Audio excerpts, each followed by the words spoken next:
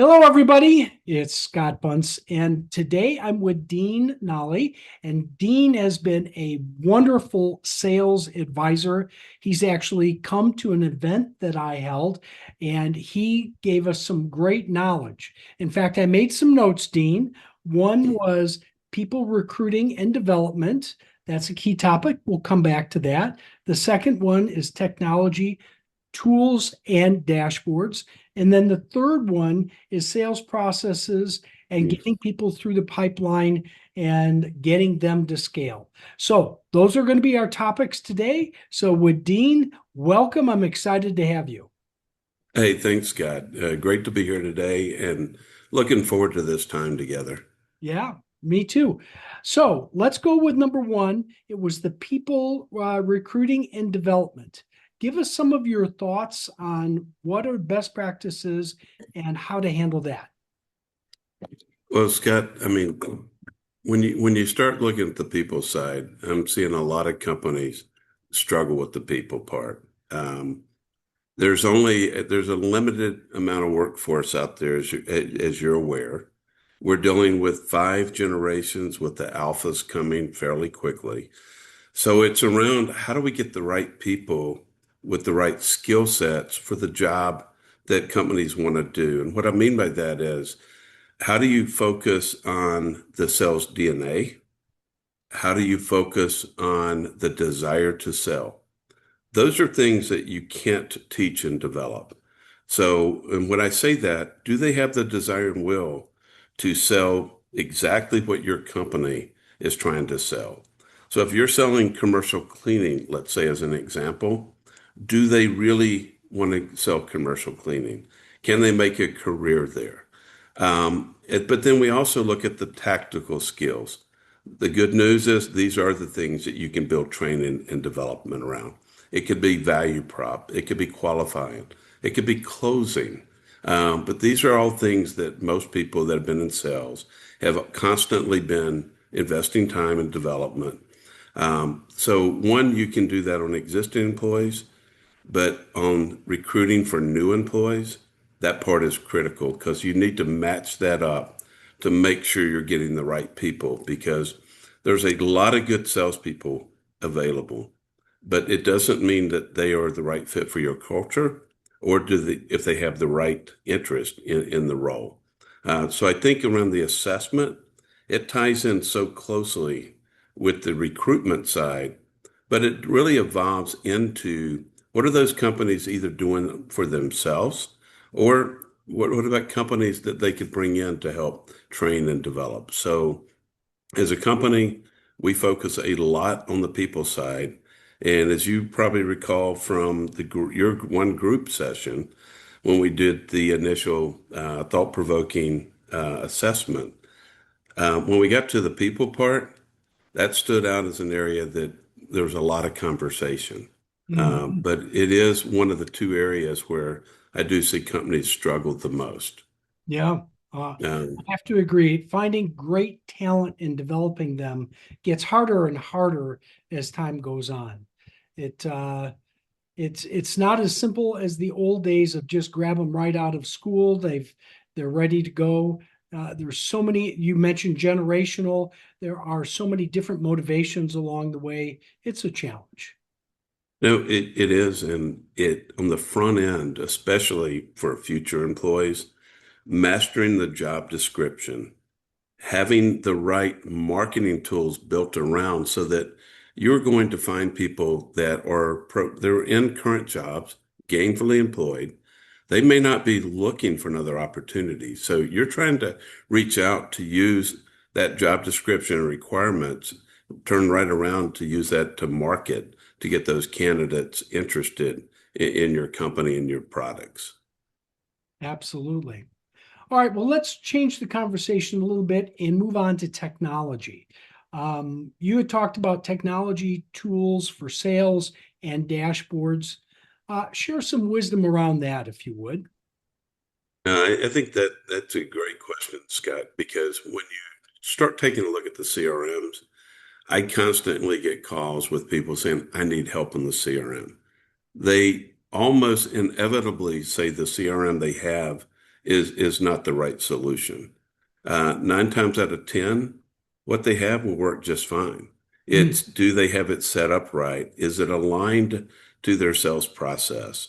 And do they have the right metrics built around? So ultimately, what you want to get away from are spreadsheets. Hmm. So it amazes me every time I'm working with an owner, very smart people, doing a great job. All of a sudden you start looking, going, well, why are we going back to reports here? Well, inevitably it's because the dashboards are not set up so that you're proactively managing your business and you're looking forward. You're not being reactive. You're not going back to reports and that you have everything built in. I think that part is critical. But right now, we're going through an interesting time. And I think that, as you know, I've had some conversations with a few of your owners. And one of the things that is happening, Google redefined some of the game back in August, where they changed their search criteria and their algorithms. All the AI players like Claude, ChatGPT, Perplexity, Gemini, and others have been doing the same. So all of a sudden, we as consumers of business or personal, when we go to do a search, we could go to 8, 10, 15 different tools to use. There's about 6 to 10 that are very common. So how do you play in every one of those? So that is challenging because as a result, I've watched people overreact going, we've got to do more email blasts. We've got to do more campaigns.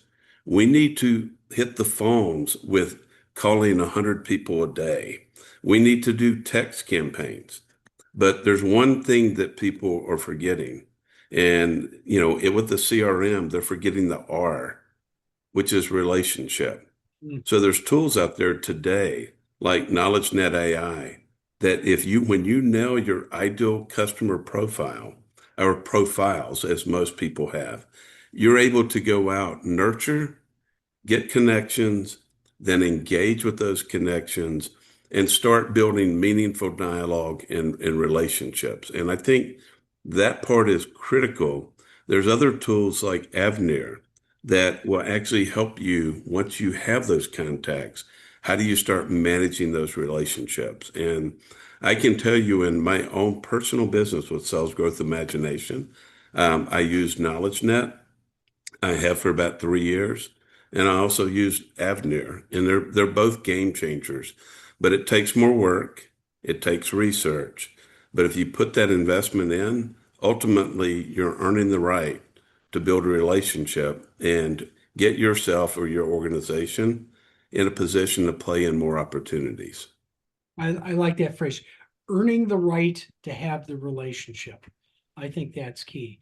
And thank you for sharing those tools. I think people like real life examples of what they can use. That's great. So the third thing we were going to talk about is the sales process, taking the pipeline all the way to scaling. Would love to get your thoughts around that, Dean. Yeah, I think the biggest thing, you have two things. One, how do you get it to being sustainable? And you're really going back and challenging yourself on every aspect of the funnel. So, because you could have people doing the right activities that you're asking them to do, but are they really moving that opportunity through the funnel to that next step?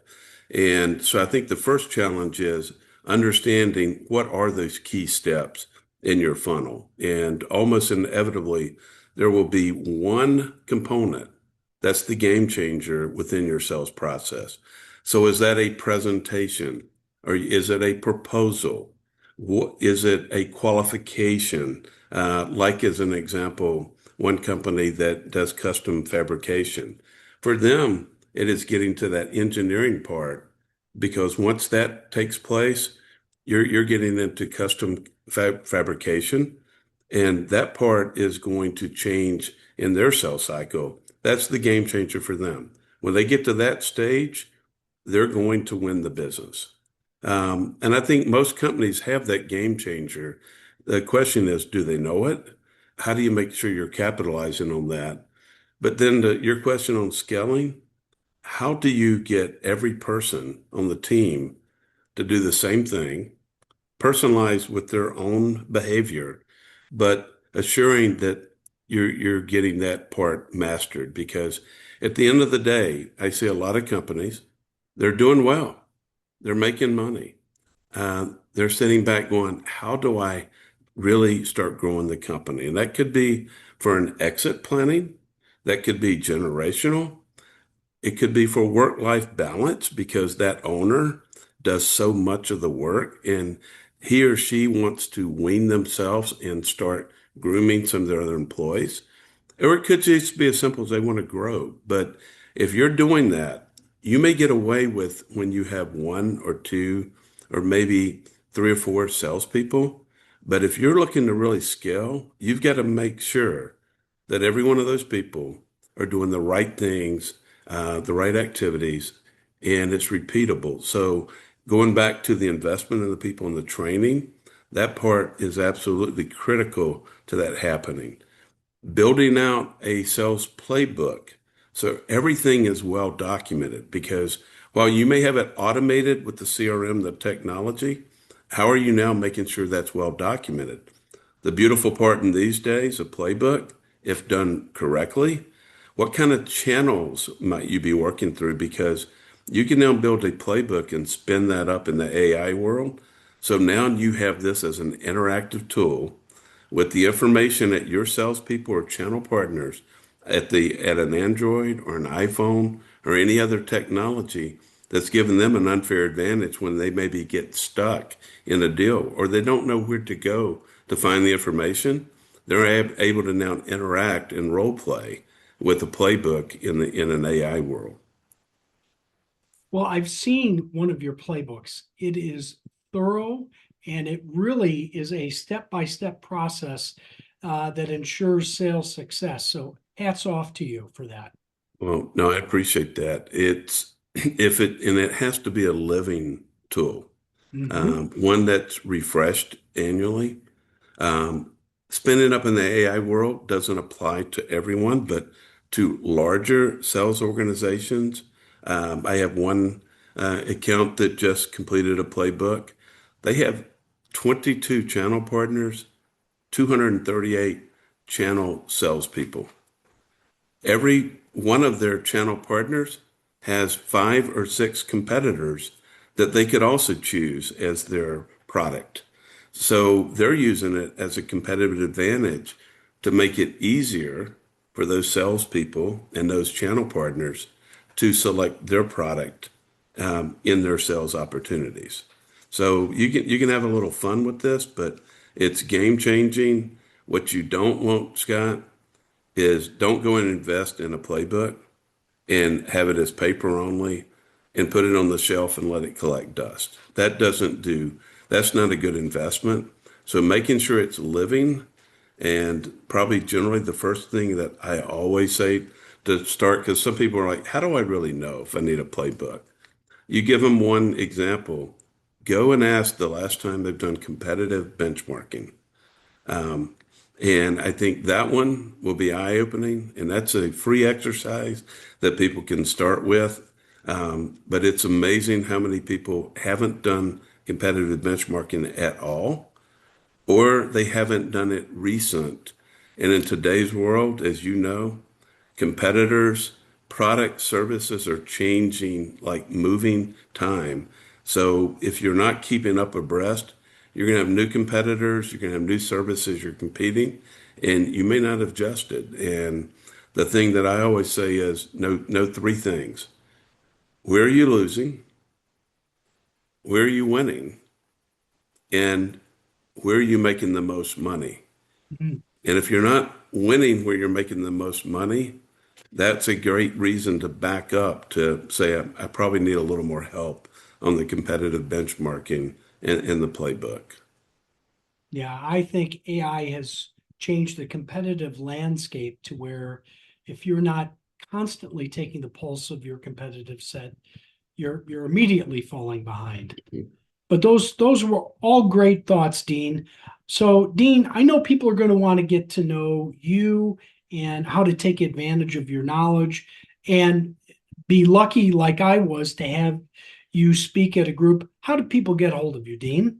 Hey, great question, Scott. And my most favorite part of this conversation, Dean at salesgrowthimagination.com, or pick up the cell phone, 404-307-1841. That's great.